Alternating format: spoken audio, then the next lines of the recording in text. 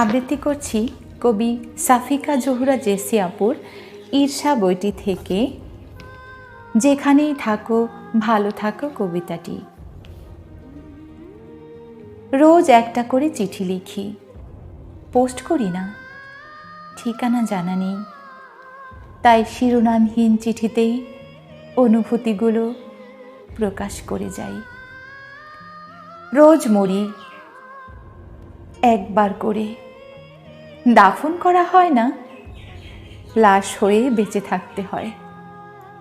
রোজ নতুন নতুন স্বপ্ন দেখি, ঘুমাতে ভয় পাই, যদি স্বপ্ন ভেঙে যায়।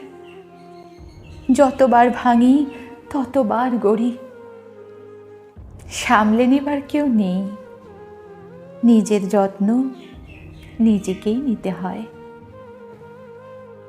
খুব যত্নে ভালোবাসা পুষে রাখি, কমতে দেব না কখনো। মনে প্রাণে কেবলই তার হতে চাই।